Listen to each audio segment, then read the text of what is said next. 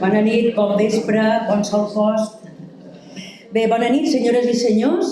Benvinguts en el 49è curs Eivissenc de Cultura de l'Institut d'Estudis Eivissencs. Avui tenim l'honor de comptar amb la Maria Nicolau, que llavors la presentaré. Ara, de moment, dir-vos que, com ja hem fet a les dues primeres jornades, encetam aquesta sessió, que és la tercera, amb un poema de temàtica gastronòmica que el llegirà en Bartomeu Ribas, és un poema seu.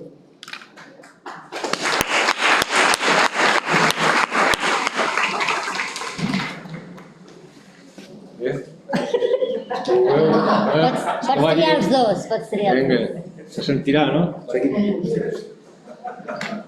Bé, és un poema escrit fa 2 anys, el 13 d'agost del 22, degut a una convocatòria que es fa anualment cap a primers de setembre a Sant Agustí, i tocàvem la temàtica gastronòmica, la qüestió del menjar, i bé, amb el menjar no s'hi juga, però la poesia també s'ha d'alimentar.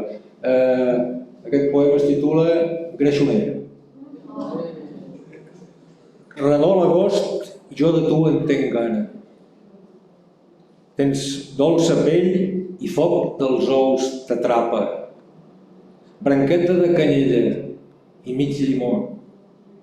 El sucre és bo, la mà d'amor pel fosc, de l'ensaïmada esmicolada i sana. Menjam el que ens agrada i se'ns escapa, la sang interior que du el timó de la nostra estimació a un bosc. Tradició de la bellesa a casa, quan el desig s'ha germanat, licor, del Grau a la pacífica Illa Blanca, que perd i guanya, sal ferint l'espasa, des de l'albada fins a la picor, que ens fa gratar-nos, perquè el món ens manca. Gràcies i bon profit.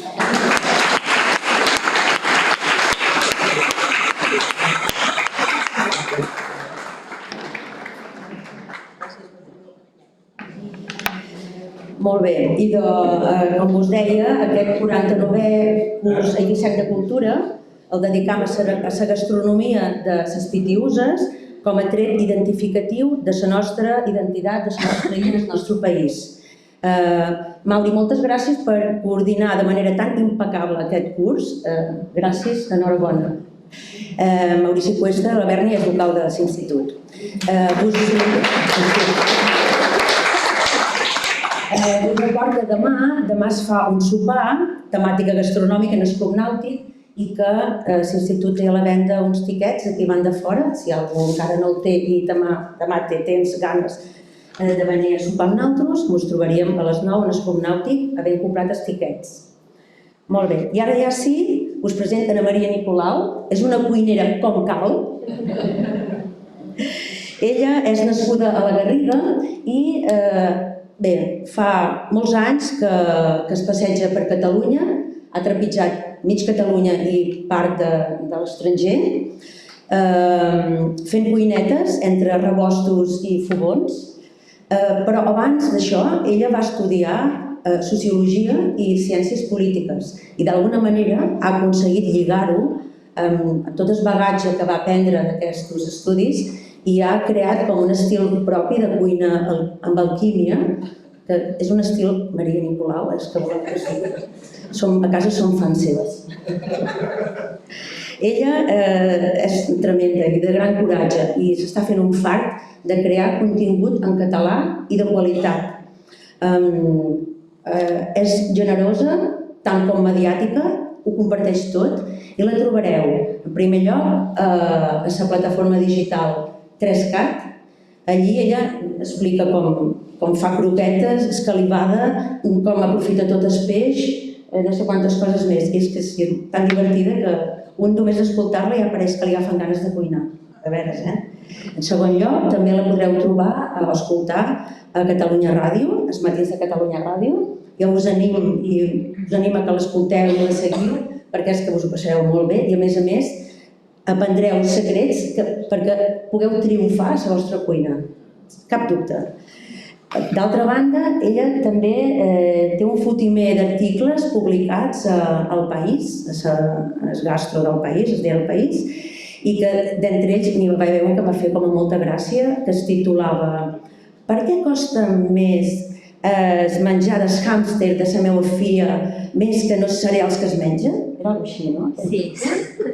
I una altra, que tal vegada alguna s'hi sent identificada, que diu "Surt a sopar tota sola i que s'acabi el món". Molt bé, i llavors ja finalment, l'any passat, ara fa un any, ha publicat el llibre Cuina o Barbària. Cuina o Barbària en el sentit de cuina per ser més savi, per guanyar amb saviesa, o tal vegada cuina per no ser idiota.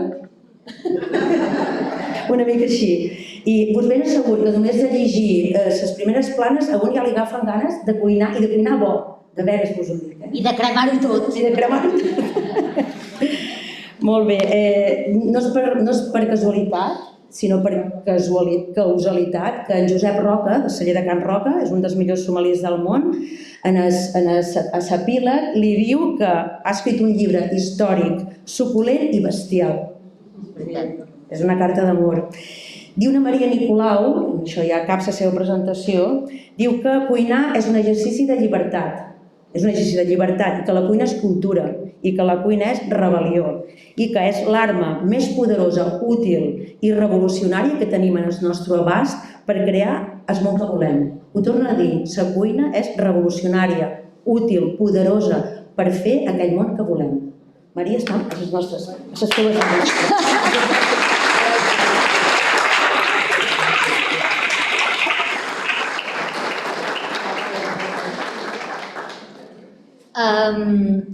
Gràcies per haver-me convidat a ser aquí, perquè em fa moltíssima il·lusió. I d'entrada, jo començaré declarant-me incompetent i ignorant absolutament sobre el que és la cuina i la tradició culinària de les Pitiüses, i la cuina eivissenca, i crec que això és bo. Espero que d'aquí una hora arribem a trobar-nos. Hi ha una cosa, el títol de la xerrada era la gastronomia, la cuina dels països catalans. I ara buscaré una cosa que tinc preparada. Ferran Agulló, sí? El localitzem una micona? Catalunya, com té una llengua, un dret, uns costums, una història pròpia i un ideal polític, i on dic Catalunya, ell i jo ens referim a països catalans, té una cuina. Hi ha regions, nacionalitats, pobles que tenen un plat especial, característics, però no una cuina. Catalunya la té. I té més encara, té un gran poder d'assimilació de plats d'altres cuines com la francesa i la italiana, fa seus els plats d'aquelles cuines i els modifica segons el seu estil i el seu gust. Catalunya crea cuina, els països catalans creen cuina, som creadors de cuina, no som consumidors de cuines d'altres, sinó que hem aportat a l'univers no només cuina, sinó, de fet, el llibre de Saint-Subi del 1328, el primer llibre de cuina escrit a Europa. És a dir, hem plantat unes quantes piques a Flandes abans que Flandes existís. Però això no ho ha fet la cuina dels països catalans, no ho ha fet la cuina catalana.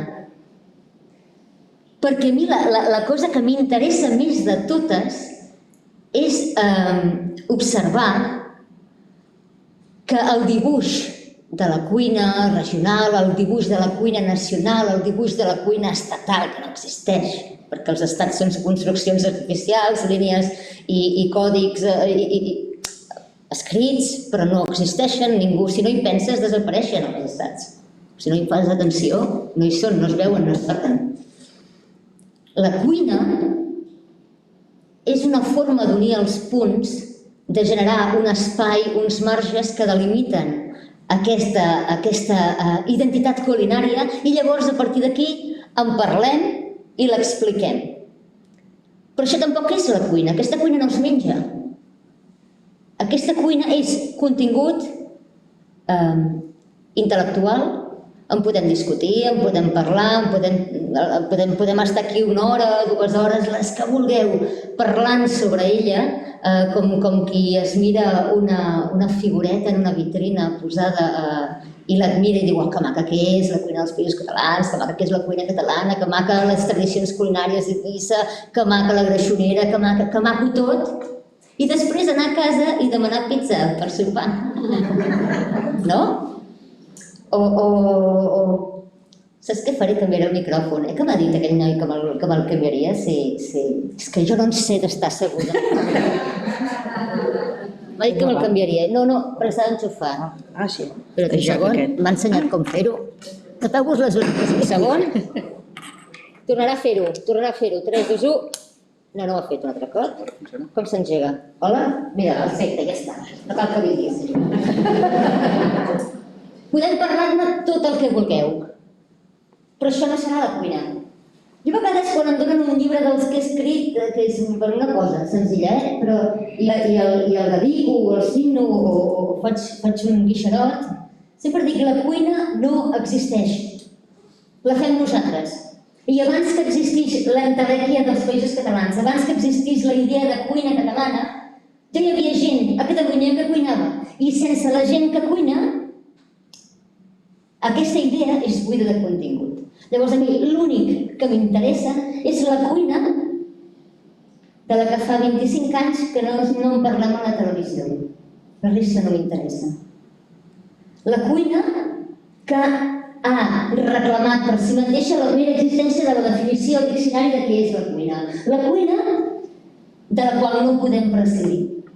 La cuina que fa com de sistema digestiu perquè transforma unes coses que agafem del sector primari, que les transforma i les ejecta de forma diferent, semidigerides per fer-li més fàcil al nostre cos després aprofitar-ne els nutrients. És com una mena de sistema digestiu extern, que el que fa és incorporar-nos com un ésser viu, com un òrgan, com un tentacle, com un tros d'intestí, al gran sistema de sistemes vius que és el corpus orgànic i viu de l'univers, de la natura, de tot plegat. La cuina fa de pont entre el sector primari, la platja, el mar, la vinya, els boscos, els camps, els prats, els animals, els bolets, i nosaltres, les nostres cèl·lules que es nutreixen d'això que els donem. I pel camí, en tot aquest procés, genera llengua, genera cultura, genera cançons, genera balls, danses populars, genera oficis i genera tota una cadena d'esdeveniments que al final fan que tingui contingut la idea de Catalunya i la idea de Països Catalans. D'entrada, perquè sense cuina estaríem morts. Perquè a vegades diu, la gent diu, sí, és que jo no cuino. Un moment. Si no cuines és perquè delegues la tasca de cuinar en algú altre que cuina per tu. Per tant, és com tenir la cuina a nivell domèstic subcontractada. Però hi ha algú que cuina per tu. Perquè consumim coses cuinades, no consumim res més que no sigui cuinat. Perquè no som llimats, no som cabretes, no som cucs de terra que puguem anar a arrossegar o a pasturar la primera herbeta que surt en un marge. No podem fer-ho. Per nosaltres no és segur i el nostre sistema digestiu no està preparat per això. El primer que hem de fer per cuinar és abastir-nos d'ingredients, transformar-los, encara que sigui simplement rentar-los per no ingerir coses que ens són nocives, i després transformar-los per poder-nos-els menjar. I els transformem en base a uns mecanismes semblants als que fem servir quan parlem en la nostra llengua materna. És a dir, jo no penso les paraules en concret i les busco en un arxiu abans d'expel·lir una frase. Quan jo digui la cuina catalana no existeix, som nosaltres. No he estat uns microsegons conscientment decidint com organitzaria aquesta frase i com la diria, sinó que em surt de natural perquè les estructures gramaticals, la llengua que he mamat, forma part de mi, organitza la meva forma concreta de pensar, de veure el món i d'interpretar-lo, i emeto aquestes frases de forma gairebé instintiva. Doncs la cuina funciona igual. Els mecanismes de gramàtica, de sintaxi que fan les nostres receptes de forma instintiva hi són si exercim la cuina de la mateixa manera i amb la mateixa naturalitat i quotidianitat que exercim la llengua catalana. Després podem anar a l'escola i estudiar gramàtica, però això no serveix per aprendre estructures, serveix per aprendre el nom de les coses. Però les coses, les estructures ja les tenim, ja les duem. I això es transmet per osmosi, per contacte. Moltes vegades la gent em pregunta «Bueno, i com ho faig per posar-me a cuinar? Com ho faig per aprendre a cuinar?» Cuina. Oh, és que no en sé, no. Cuina. No existeix un espai buit entre no cuinar i sí cuinar. És un interruptor que té dues posicions, o t'hi poses o no t'hi poses. I evidentment, probablement el primer dia que t'hi poses i et posis a fer unes fideus a la cassola o una greixonera, se t'enganxarà d'aquí, et quedarà massa sec, et quedarà... Bueno, benvingut al club. Moltes vegades, oh, és que la iaia cuinava molt bé. Bueno, la iaia cuinava molt bé en part perquè tenia 70 anys i feia 70 anys que cuinava cada sant dia. Perquè no podia escollir no fer-ho. Perquè és el que dèiem, en realitat podem elucubrar moltíssim, però cuinar era la diferència entre estar viu o no estar-ho. I a vegades ens n'oblidem, no? I portem com 25 anys de comunicació gastronòmica, que tots són xefs i tots són grans cuiners, que surten per la televisió, que publiquen articles, que van a congressos, que surten en portades de diaris, de revistes, del que sigui, explicant-nos les experiències gastronòmiques que puguem tenir gràcies a la cuina. I jo, ho ben...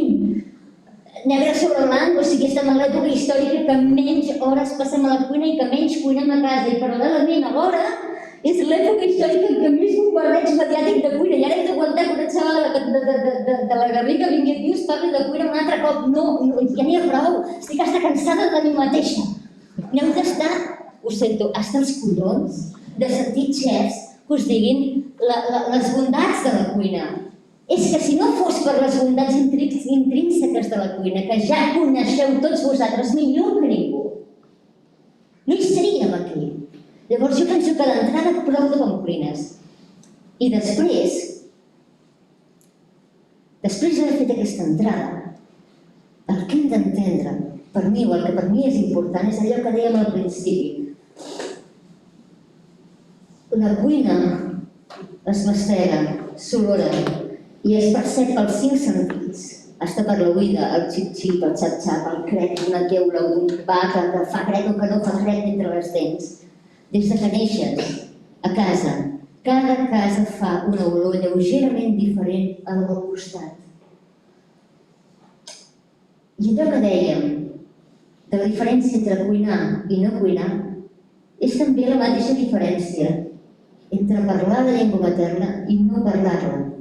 De forma inconscient anem incorporant aquestes estructures, aquesta forma concreta que fa l'olor dels copets amb ceba que feia la meva Juanita. Aquella forma concreta que tenen a casa de fer el sofregit, dels fideus a la cassola, o de l'arròs amb pop, o de l'escudella, aquell sofregit concret que la iaia no hi posa all perquè sap que no ens agrada, però en canvi a la casa del costat si no hi posen all no els hi agrada. I allà hi tiren un raget de birranci, i allà hi fiquen el tomàquet ratllat. Ai, no, jo li trec la pell perquè si no a casa meva si m'hi troben la pell fan fàstics. Tot això està passant mentre el dibuix gros de la cuina catalana ho unifica tot i homogeneïtza tot. I trobem la cuina catalana té aquestes característiques, però aquestes característiques són per necessitat una reducció i una simplificació de la realitat que és tan viva i tan diversa com el nombre de persones que ara i aquí cuinen cada dia de forma més o menys complicada i difícil a casa. I si deixem de cuinar a casa, el que estarà passant és que acabarem buidant de contingut aquesta idea de cuina catalana. I acabarà per no significar res, per ser un animal dissecat en lloc de ser un animal viu, musculós, bategant i potent. Serà una espècie de carcassa, una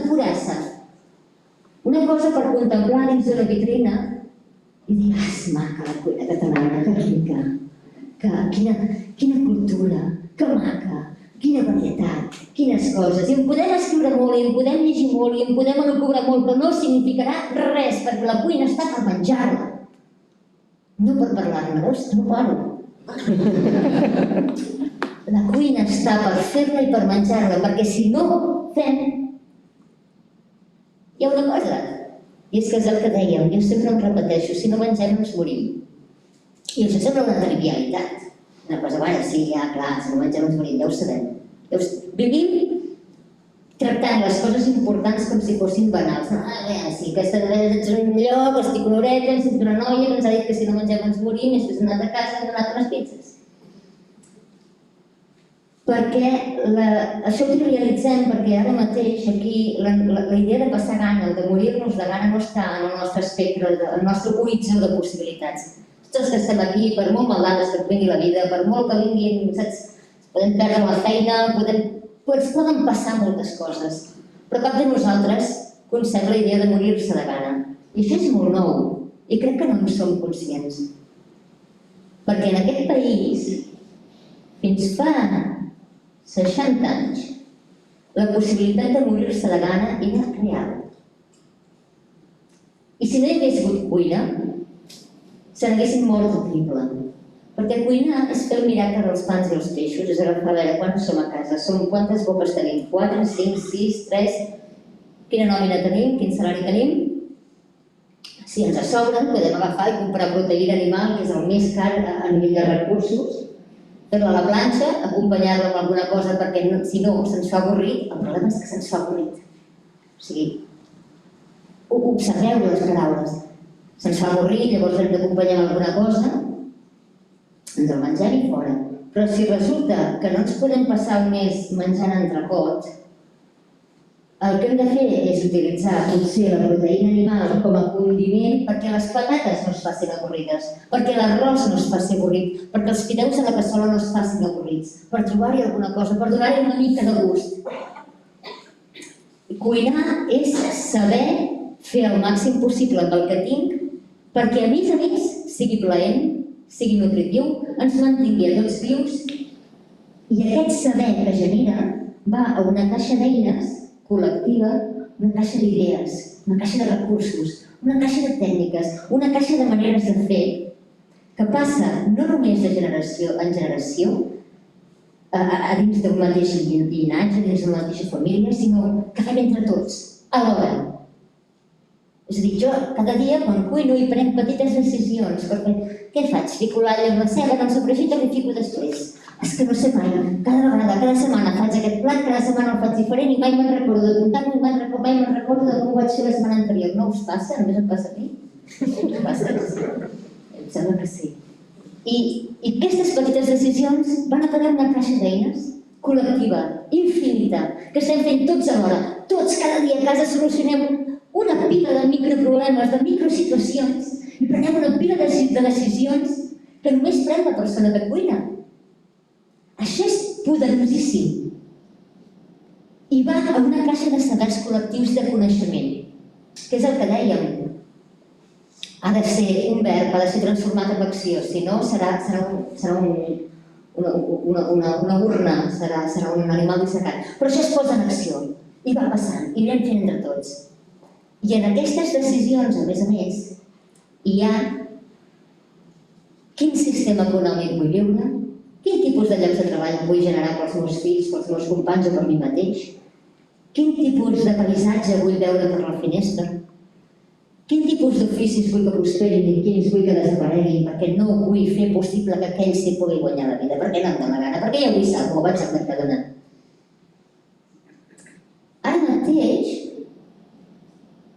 amb dades sobre la taula, el peix més consumit aquí, però n'hi ha 3 a dalt de tot. Hi ha el llucet, hi ha en temps de bacallà, que és el bacallà, però no sempre no falla. Entre els 3 primers hi ha el salmó. A nivell de tot l'estat espanyol, el primer és el salmó. Qui de vosaltres ha vist mai un salmó viu remuntant algun riu a Eivissa? Quan va ser l'última vegada a la llotja o a la pescaria i veu veure que el pescador treia de les xarxes un salmó. Fa 50 anys el salmó només existia a les prestatgeries gourmet de les botigues selectes i estava sempre fumat, plastificat i a més de 80 euros al quilo. Si es ven, és perquè hi ha demanda. Després ens diuen que hem de consumir omega-3 o àcids greixos essencials. Però si aquí hem tingut tota la vida l'oli d'oliva, les avellanes torrades, les ametlles torrades, el verat, les sardines, els seitons. Això primera. I segona, si era tan important l'omega-3, per què no ens vam extingir l'edat mitjana, que no menjàvem salmó? Com és possible que siguem vius? Hauríem de ser morts. Morts. Enterrats. Però no ha passat. I és que crec que hem perdut la fe en el que sabem, en qui som i en nosaltres mateixos. I per això no fiques a utilitzar els metges. L'omega-3 és important.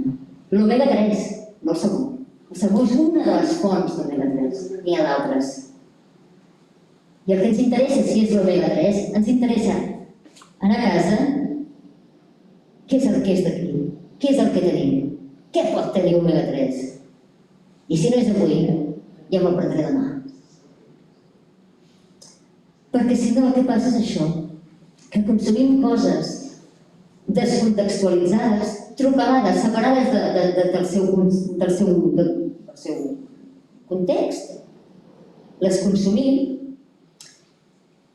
i amb això passa. O sigui, no passa res amb el salmó, sí que passa, però ara els lletres sí poden dir. Sí que passa, no compreu salmó. Un dels principals problemes amb el salmó o amb l'alvocat o amb coses d'aquestes és que estem comprant una idea trucalada, allò que dèiem, la idea de que quan és buida de contingut normalment està carregada de clavís per algú altre. I nosaltres amb els nostres diners fiquem diners com si fos una guardiola. Doncs el que fem és una cosa semblant al que passa amb el sucre. En realitat, als anys 90 sobretot es va posar molt de moda aquesta cosa, el sucre és el mal, el sucre és veneno, el sucre ens matarà a tots, el sucre fa que els nens siguin hiperactius, En realitat no hi ha cap article científic mínimament reputat, contrastat i sense biaixos que pugui afirmar i que afirmi ara mateix categòricament que el sucre és dolent per la salut. De fet, estem programats de forma instintiva des que naixem perquè ens agradi el sucre. Perquè el sucre és un marcador, és una bandereta que fa servir la natura per portar-nos cap a nutrients, micronutrients molt petits que només estan en les fruites quan són madures. Nosaltres, si a més som monos i estem a sobre de les branques, quin interès tenim a baixar a terra, allà on hi ha depredadors que ens poden caçar? Si podem menjar fruites verdes, però és que a terra hi ha les pomes que són madures, que han caigut i que són més dolces i que a més són vermelles. És que tot ens diu menja-te-la. La poma de la Blancaneus no era vermella perquè sí. Era vermella perquè el vermell, el dolç, tot això són banderetes que marquen menja-te allò. Per què? Perquè allò té coses que l'entrepat no té. I que si no te les menges de tant en tant et posaràs mal. Estem programats perquè ens agradi el sucre. El problema és que ens agrada tant el sucre i anem tan sobrats i tenim tan poca misèria i tan poca gana que ens mengem la bandereta i llancem la resta. Ens mengem el sucre, i el sucre embolcallat de coses que simplement li fan com de vehicle, és a dir, el dònut el comprem el sucre perquè allà dintre no hi ha cap altre més nutrient que sigui interessant. Ens mengem el sucre i el problema és que el sucre desplaça tota una resta de coses de la nostra dieta i ens empobreix nutricionalment la dieta per tot allò que deixem de menjar quan el mengem a ell. I amb les receptes, ara vaig al quid de la qüestió, ho sento molt, amb les receptes descontextualitzades ens passa que, a veure, Maria, hòstia, menjar un salmó un cop al mes tampoc passa res. Però clar que no passa res, que mengeu sushi un cop al mes o que aneu a fer pizza els divendres. Ja sé que no feu coca de recapte, que convidats al món, feu pizza els divendres. És que feu pizza els divendres! El que passa és que no seria el tercer peix o el primer peix més consumit d'aquest país si fos un consum ocasional. El problema és que mengeu 1, 2, 3 cops per setmana. I el problema no és que us el mengeu 3 cops per setmana amb ell, és que deixeu de menjar una pila d'altres coses. I després esteu a casa, esteu veient el telenotícies i esteu allà amb la dona o amb el col·lega, allà terrellats i pensant, decidint què mirem a Netflix i esteu mirant la tele i després del telenotícies o del que sigui que mireu fan un documental molt maco sobre els oficis tradicionals i la subhasta del peix i aquestes xarxes i aquests pescadors amb les mans calloses i dures i aquella pell rugosa i aquell valor que tenen aquestes dones d'antes que treballen aquí en el peix. Però no els hi doneu ni un duro, perquè us importa una merda el que elles pesquen. Aneu al supermercat a comprar peix a tiro fixo, demaneu 2 supremes de salmó, ràpid, netes, perquè no us interessa tot el que no sigui un bistec per fer la planxa, perquè no sabeu cuinar. Hòstia, no es pot fer suquet amb salmó, nanos. No es pot fer arròs de peix amb salmó. No es pot fer caldereta amb salmó. No es pot fer sarsuela amb salmó, que no us adoneu, que heu renegat. Vosaltres, cada dia, dilluns, dimarts, dimecres, dijous, divendres, dissabte i diumenge, de la cuina catalana, perquè aneu com xais a comprar salmó a tiro fixa. I després veniu aquí a la xerrada.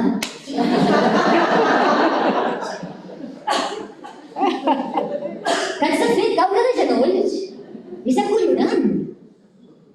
Tots ens perspectiva el pitjor. Oh, Catalunya lliure! Home, siguem una mica coherents. No?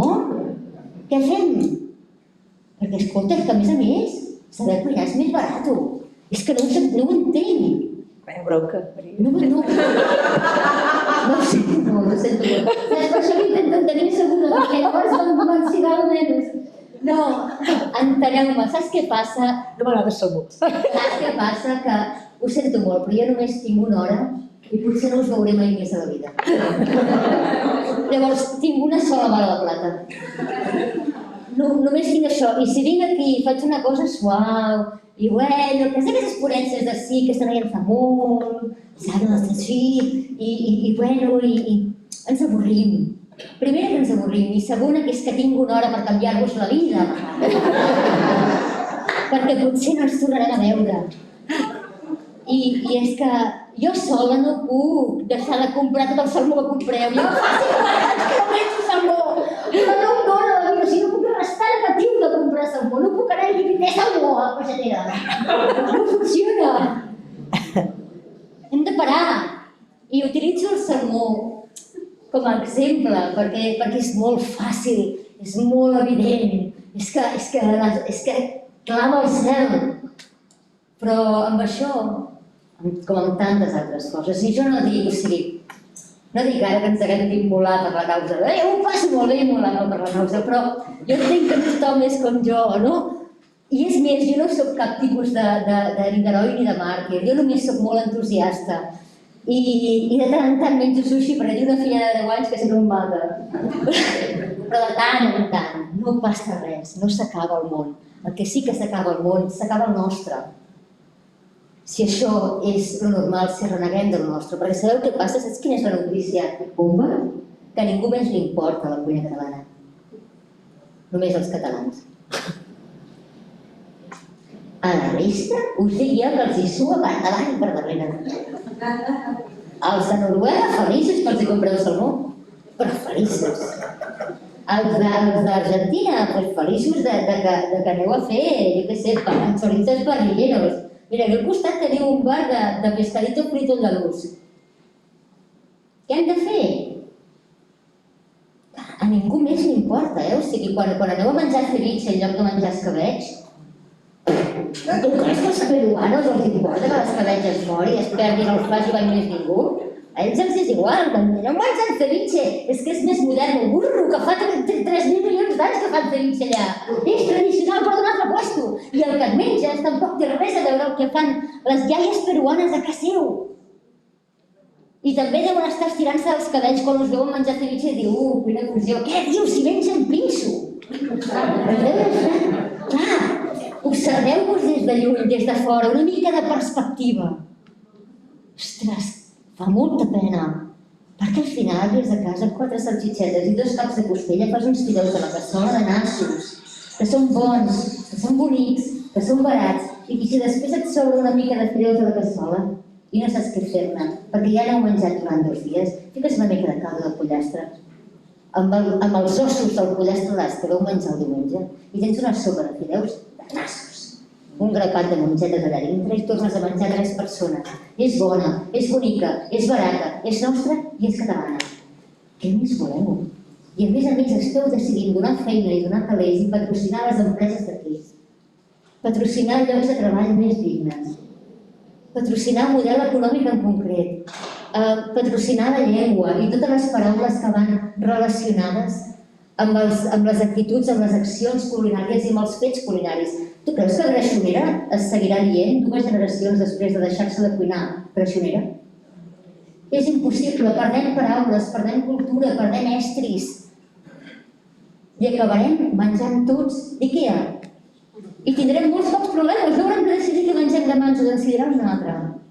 Pel mòdic preu de 3 euros, de 4 euros o de 50, dels que siguin, perquè ells posaran el preu, perquè vosaltres no podreu triar, no us equivoqueu. Us donaran de sopar i podreu fer allò que tantes vegades us queixeu de no haver de pensar en què faig per sopar. Quant de temps has fet? He dit 40 minuts, he fet 40 minuts, Hòstia, en total 1 hora, és una crac. No, és que va dir, jo he dit, quant de temps tinc? Bueno, això, després de preguntes, jo s'ha consultat. Però a mi em faria molta il·lusió si em feu preguntes, em tireu tomàquets, em dieu, Maria, ja va venir fins aquí, gastar-vos la cartilla, quina barra que tens, quin morro. Ara mos has abroncat, però et picarem ses mans.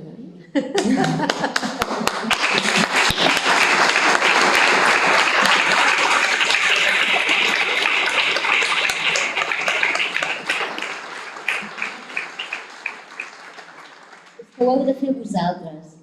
Bueno, ho hem de fer nosaltres, ho hem de fer entre tots, perquè és que si no, allò que deia, no? Jo quan he dit, a vegades sentes una olor i et recorda, no? Que bucòlic, la Magdalena de Proust, jo agafo aquella cullerada d'un dia, agafo una croqueta d'un dia, allò i dic, ostres, això em recorda la meva àvia. I fas com un petit viatge, no?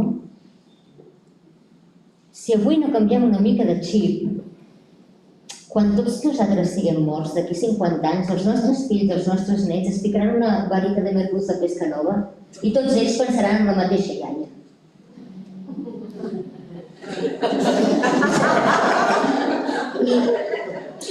I clar, és molt cardat. A mi em fa pena, i penso, bueno, mira, si voleu que es mori la cuina, que es mori, però a mi em fa pena, ja és una cosa personal. A mi em fa pena, a mi em sap greu. A mi no em sembla que sigui millor que tots parlem anglès perquè així ens entenem entre tots. No em sembla bé, perquè penso que si no, al final, si en lloc de ser creadors de cuina, som consumidors de cuina, deixem de tenir veu i vot a l'hora de decidir com és el món, com són les nostres vides petites i grosses, i deixem de poder dir renecs en la nostra llengua i de compartir la paella allà fora, a la xina, i tots torrats, i la matança al porc. Això és superxulo. És superxulo.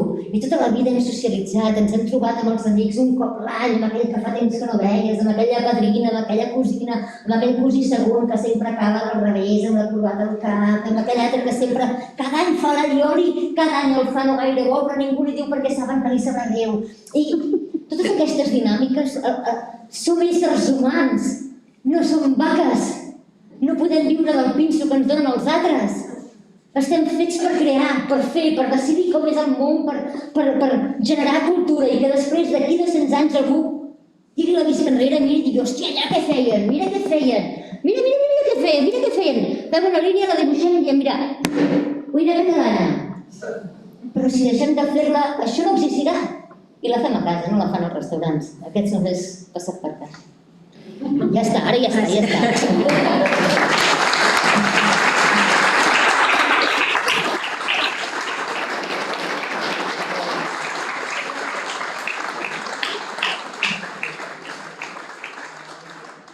Molt bé, La Maria està disposada a respondre un quart d'hora més.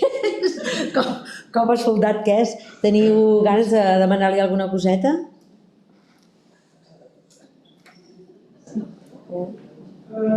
Què recomanes d'una novel·la?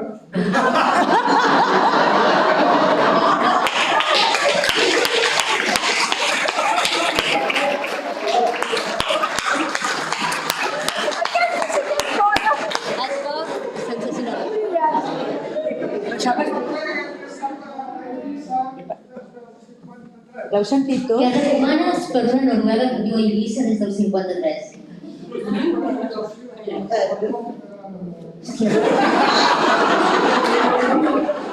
Mira, saps què faria jo? Jo saps què faria? ¿Has oído ahí donde fueres haz lo que vieres? Ostres, observaria els meus veïns, observaria i aprendria a cuinar com cuino el salmó embarat. O vés a saber què. Un cop a la setmana deixo tot.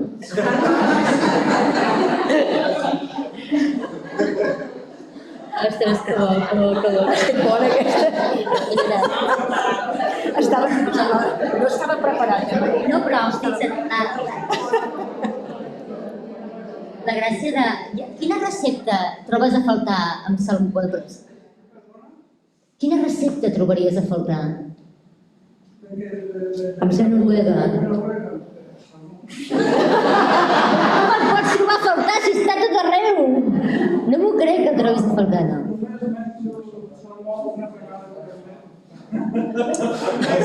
Ja està, no passa res. Indulgència plenària, no passa res. Intento que sigui salvatge. Que sigui salvatge, perquè el patit i factoria és un desastre. Bueno, és una cosa que més val... Sí. De fet, sí que es poden fer caldos amb salmó. Si compres salmó salvatge, el de piscifactoria potser no, perquè té aquella cosa babosa. Però el salvatge, si el compres, compra el sencer. O compra la meitat. Amb els filets fas el que... A mi m'interessaria la part del cap. Sí, arrenques les brànquies, o sigui, separes els dos lloms i la meitat de l'espina que et queda i el cap el separes. Del cap li has de tallar les brànquies perquè tenen molt de rec sanguini i això amarganteja.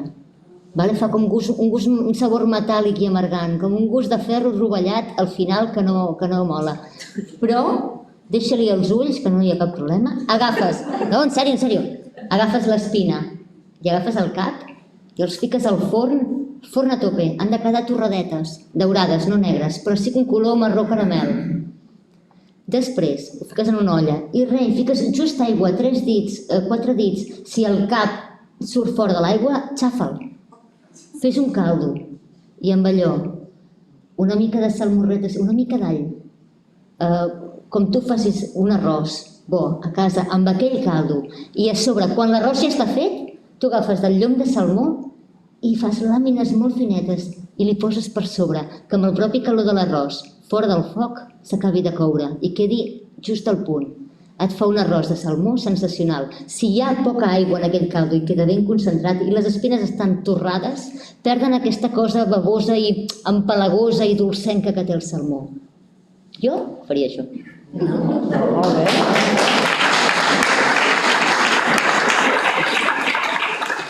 Després ens ensenyes, després ens ensenyes. Va resolt. Molt bé, molt bé. Fes cosetes? Mercè? Perquè t'has referit molt a tots aquests xefs que han aparegut i tota aquesta cosa mecànica i tal. És veritat que hi ha molts programes de televisió que ens ensenyen a cuinar o que ens ensenyen receptes de diferent talla, més complicades, menys inclòs la teva. I a part del tema espectacle que això comporta, això hauria d'ajudar, no?, que la gent cuinés. És a dir, entrem en contradicció, què passa amb això? Jo aquí diria dues coses. Primera, que les receptes no funcionen. És a dir, faig els dos titulars perquè després si me'n deixo un el recordem. les receptes, o sigui, ensenyar a cuinar a partir de la recepta no funciona i cuinar a partir d'una recepta no funciona. I la segona cosa és que hem utilitzat la cuina com a vehicle per inocular entreteniment i distracció. I etimològicament la paraula distracció, distreure, és agafar-te d'on ets i treure-te'n. Quan tu et distreus, marxes de la teva vida quotidiana, t'oblides dels problemes i vas a una altra banda, on tot sembla més fàcil, més divertit, o com a mínim el problema el té un altre i s'esbarallen i trobes que és guai. D'entrada. Llavors, quan a mi em distreus, em treus del lloc on soc, em descontextualitzes, em desarreles, allò de la Simone Weil, de l'arrelament. Si no estic aquí, com puc fer cuina d'aquí? Això d'entrada. I el del principi, de que cuinar seguint receptes no funciona. El primer que passa en qualsevol programa d'ensenyar cuina és la recepta, llista d'ingredients. La primera pregunta que us faig, qualsevol de vosaltres, les vostres mares, per vosaltres les vostres àvies, quan cuinaven a casa, cada dia, la cuina quotidiana, les veieu seguint instruccions d'un paper?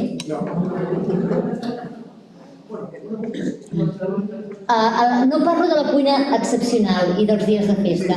Els dies de festa, perquè dic, bueno, sí, els dies de festa la iaia obria un calaix i traia la recepta del rodó de vedella amb taronja, o de l'Anna Camperes, aquelles coses festives, excepcionals. Allà sí que invoquem receptes que són el llegat familiar i el patrimoni familiar i que són canòniques. I que és, hòstia, espero Nadal per l'Anna Camperes de la iaia. I esperes, i ella treu aquella recepta i la fa cada any igual. Però el dia a dia, la resta de dies de l'any, la cuina és la resposta a obrir armaris, obrir neveres, obrir què tinc, del que tinc, què és susceptible de fer-se malbé més aviat, quan som i de quant temps disposo. La resposta, o sigui, el mecanisme que resol aquesta qüestió és la cuina. I aprendre a cuinar és aprendre a executar aquesta matemàtica, a resoldre aquesta equació. Si en lloc d'això jo agafo l'alumne o l'espectador, li dono una recepta, li dono una llista d'ingredients i un seguit d'instruccions i passos, d'entrada primera, 16 grams de pebre vermell dolç. Ara vés a comprar 16 grams de pebre. No, aniràs al súper i compraràs un pot. Quan arribis a casa t'adonaràs que en tens 2 de pots vells caducats i amb mosquetes de l'any 1996, que no els has llançat encara, cada cop que els veus perquè llences ja ho faré. Però allà està. I ara ja en tens 3. El pebre vermell dolç encara perquè és una cosa que no em serveix. Però després et diu rúcula. Un punyal de, perquè normalment les consumim en castellà, més o més, clar. Vas i compres, no compres un grapat de rúcula, compres una bossa de plàstic en atmosfera protectora que ve de tomar pel cul, que hi ha 200 grams de rúcula dintre. Arribes a casa, obres la bossa, agafes el grapat de rúcula, no t'atreveixes a ficar-li més d'un grapat, però que no saps si això és important o no és important, perquè aquesta recepta és el primer cop que la fas, doncs mira, si jo n'hi fico un grapat i l'altre, mira, l'abat sia Déu, ho deixes allà, embarnulles una mica la bossa, si anant bé la lligues amb una goma de pollastre, si no, mira, tapes una mica així, que no passa res, ho fiques en el calaix, d'aquí una setmana la veuràs que té aigüeta a sota i que està podrida i la llançaràs. I això ens passarà amb els 14,5 ingredients de la llista inicial. A més, d'aquests 14,5 ingredients n'hi haurà 4 que no tindràs collons a trobar, no saps què. I en aquest supermercat no el tens. I fa una hora que dones voltes i comences, no estic la recepta, però ja comences a estar una mica hasta la fica de la recepta. I vas donant voltes amb el carro, i el carro que va cap a la dreta, perquè... I passes, i no dic, mira, això no li poso. I això saps què? I ficaré allò altre que et dic allà a la nevera, que t'enduo els sopars de la passada, se m'està fent malbé, no sé gaire què és, però ja hi quedarà bé. I arribes a casa, et plantes a la cuina, no has començat i ja estàs cansat. I ara ens angoixa, però bueno, tot avisat bé. I ara comences pels passos, però és molt bo sempre. Comences pel primer, vas, dubtes, però és igual, no va estar mirant ningú. Fas el segon, hi ha alguna dubte entre el primer pas i el segon pas, però no hi ha ningú per explicar-t'ho, llavors tu fas el segon, com a tu et sembla que l'entens, però el fas. I quan arribes al 7è pas que no dones que posa añade las setas que habías puesto en remojo hace 2 horas.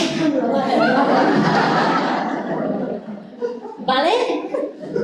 Com cony pot funcionar això a casa? Si és incòmode, és car, genera desperdicis, m'ignora totalment a mi com a persona. M'està dient que compri rúcula un senyor que no sap on visc. Què hi ha aquí de rúcula? Jo què sé si hi ha rúcula, d'on te ve, no sé, al supermercat i és tot. És una forma de pensar i de funcionar que ens aniquila com a éssers humans. Com els burros en la pastanaga. Ara fes això, ara compra això, ara això d'aquí, ara això altre, i Instagram, boníssim, tasty. I a més fan aquests vídeos picadet, ràpid, tot sembla molt fàcil, i tu és que no. No funciona. No funciona. La prova està en el que has dit tu. Tenim més vídeos d'aquests que mai, més receptes que mai, més programes de cuina que mai. Tenim Google, que tu fiques la paraula fricandó i en 0,47 segons et dona 178.234 resultats. De receptes, serà per receptes, en vols més? Jo encara no sé com la gent té collons els xefs a publicar receptaris, però si a Google el tinc gratis. Si vaig a Google i ho tinc gratis. Serà per instruccions. Però arribes a casa i això no funciona. Perquè no tens el temps d'estar, de llegir, de mirar i de planificar i on t'ho compraré. Què cull? No tenim temps. Cuinem menys que mai. I tenim més receptes que mai. Més a mà que mai. Ho tenim gratis. Però no va bé. No funciona de facto. No funciona. Llavors jo, aquest sistema, llanceu les receptes, cremeu-les totes, quedeu-vos amb les vostres.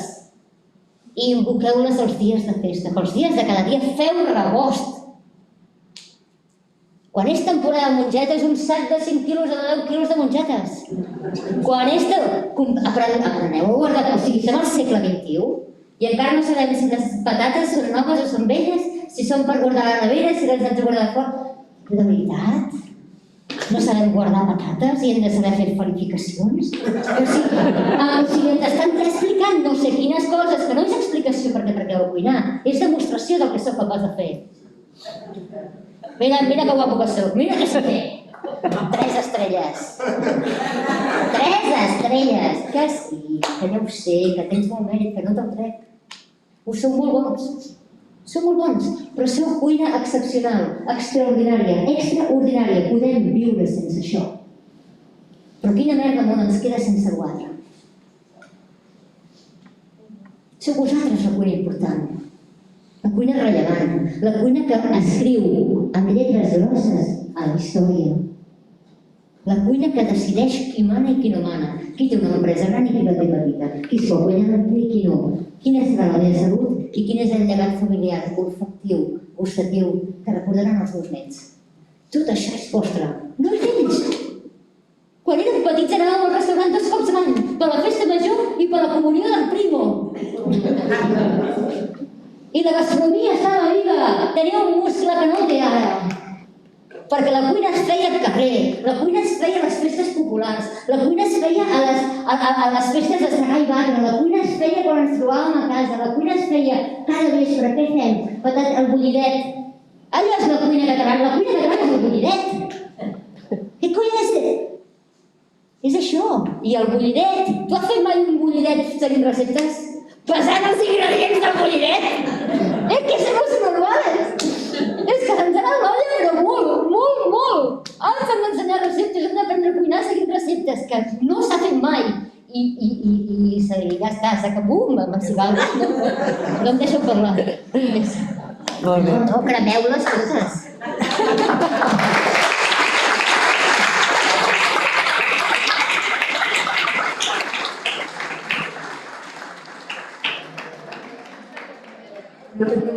Algú més vol preguntar una coseta? Dona per un altre curs i disseny de cultura tal vegada? Llavors, Mercè.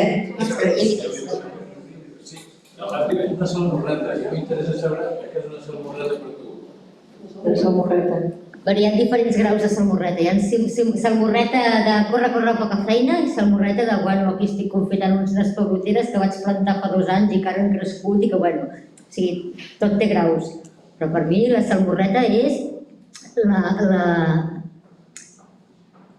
la bugia que desperta un arròs a la valenciana, diguéssim, una paella, la pasteta de pebrot o de polpa d'anyora confitada amb all. I a partir d'aquí... Tu volies dir algun sal, no? De picada.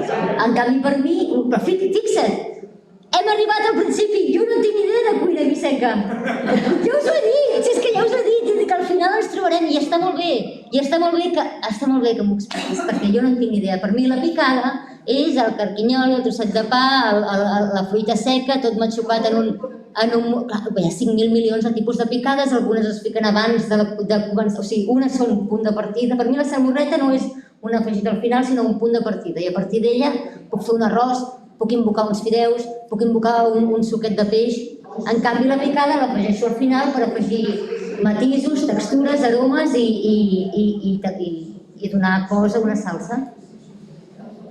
T'ha contestat? No sé si he contestat. Alguna altra pregunta? Si no, ho deixaríem aquí. Maurici? Jo sentia per la ràdio fa 2 o 3 dies una professional, no era cuinera, que deia que tendim a cuinar, tenim com un banc de receptes de cuina, de 15 receptes, i que d'aquí no sortim. I el que ella invocava era, sortiu d'aquí i feu més coses, però tiram d'aquelles... Estàs d'acord amb això? Mira, el que no estic d'acord és la forma com ho planteja. És a dir, si jo, per exemple, tinc un parlar molt simple i només tiro de 15 frases, no em soluciona res i no crec que porti enlloc dir-me que me n'aprengui 15 més perquè així tenir un repertori de 30. El que m'interessa, en canvi, és enriquir vocabulari, enriquir gramàtica, enriquir construccions lèxiques i modismes i paremiologies per tenir un català més ric, i això es fa conversant, es fa llegint, es fa participant de la cultura. Llavors, sí que sé, mira, jo m'hi trobo bastant, perquè jo a casa, hòstia, el dia que faig llenties mengem 3 dies de llenties, i les faig molt sovint. El que passa és que a mi em passa una mica com li passava a la meva iaia Juanita. Hòstia, han quedat molt bones avui les llenties, iaia. Sí, com les has fet? Com sempre. I com és com sempre que m'ho puntua? No sé, cada cop les faig diferent. Jo funciono així. Llavors, jo no crec en aquestes 15 frases. Jo no li diria a la gent, hòstia, només sabeu 15 receptes. No. Però em sembla molt bé que invoqueu llenties com a concepte. Un dia tens xoriços i fiques xoriço. L'altre dia no tens xoriço, però tens carbassa, les fas amb carbassa. L'altre dia va comprar una bossa de fulles d'espinacs i la tens allà a mitges, li fiques les fulles d'espinacs a les... Llavors, com a concepte, el d'invocar el potatge de llegums. Si això compta com una recepta, jo en lloc de 15 en faig servir 4. O sigui, la idea és, per mi l'important és invocar la idea. Una idea és molt més rica que una frase concreta, perquè la idea la pots expressar de 50.000 milions de maneres diferents. En canvi, una frase és feta i és estàtica i sempre serà igual. Per mi és més interessant això, invocar idees, que no pas... perquè la idea et soluciona què fer d'aquella punta de pernilet que et queda a la nevera d'aquell paquet que vas obrir i queda sempre l'última llesca que no val ni per fer un entrepà, però que també et sap greu perquè el pernil és car, no el llançarem perquè estigui sec. Doncs el tallo petit, el fico amb una llet a la paella i passo una mica de cigrons i tinc un sopar estupendo. A mi em sembla millor la idea de invoco uns cigrons i ja veurem què els faig, o invoco un arròs i ja veuré què hi poso, que no pas el fer 15 receptes i ampliar el repertori. No, fora repertoris. El Valtri? Molt bé, crec que us hem quedat una mica revolucionats, pot ser? Espero que us hagi agradat molt. Moltes gràcies per haver vingut en aquesta tercera sessió d'Excusa i Disseny de Cultura. Us esperam a tots i a tots els vostres amics el proper dijous a la mateixa hora, a les 8, en aquesta sala. El dijous que ve, dia 23, tenim una taula rodona amb cuiners de diferents restaurants de Silla. Es diu La cuina a les Pitiuses des dels fogons. És una taula rodona que la modera na Marta Torres Molina, periodista. Maria, moltes gràcies per haver vingut a la nostra illa, Eivissa. Estàs convidada a venir amb voler, a cuinar també amb voler. Na Maria ha vingut a Eivissa gràcies a la revista Cuina, com m'ha recordat en Maurici, la revista Cuina, us va donar el seu contacte. No sé si res agradir alguna de la revista Cuina, però...